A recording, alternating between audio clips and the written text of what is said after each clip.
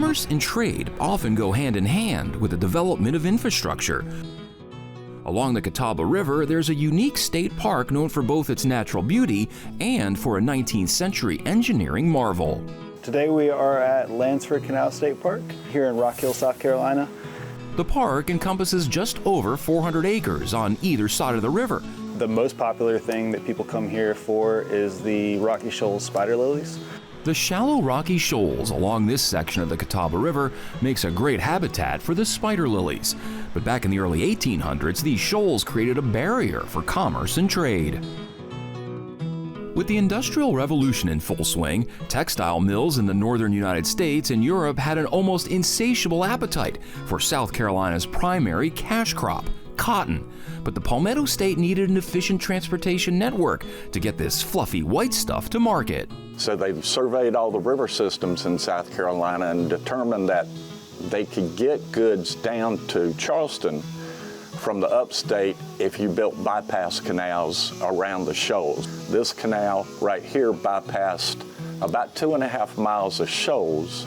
Prior to the canal's construction, the site was the home of William R. Davie, who had served in the Revolutionary War and later as governor of North Carolina. According to James, Davie chose the land with the intent to build a water-powered mill. He built a mill here so that he could grind corn and also had a sawmill on the outside of it.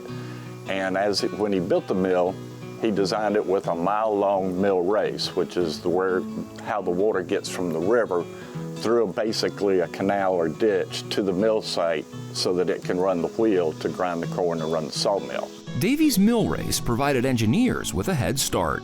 There was already a mile-long canal here, so this became one of the easiest places or choices for them to build one because they only had to put another 1.5 miles down below it to get the boats back out into the river on the bottom side of the fall.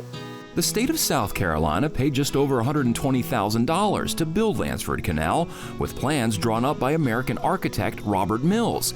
He's perhaps best well known for designing the Washington Monument.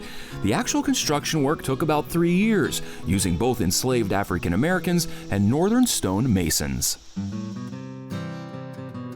According to James, Landsford Canal opened 200 years ago in 1823 and was considered critical infrastructure, with a big economic advantage over other transportation means of the day. You basically needed a way to get these goods and services down to a port as efficiently as possible. We're about 225 miles from Charleston. You pretty much figure boats probably moved about walking speed. It's gonna take a long time to get that materials down there. But when you're doing it with wagons, it's basically the same thing. You're not putting strain on animals. You're basically just going with the flow. And going with the flow starts here. You have an entrance up here. It's kind of hard to see, but this is a diversion dam. There's a basic pile of rocks that they just hand piled out there in the river about 3/4 of the way across. And it was designed to get the water level on this side a little bit higher so that the water would go into the canal. Once you got to the lifting locks, this lifting lock down here is about 200 feet long and drops about 18 feet in 2 stages. The assumption on these canals are that they were pretty much one-way traffic. One of the cool little tidbits is when all these boats delivering goods got down to Charleston, they took the boats apart, loaded the wood on the wagons, brought them back up here, rebuilt the boats, floated them down the water.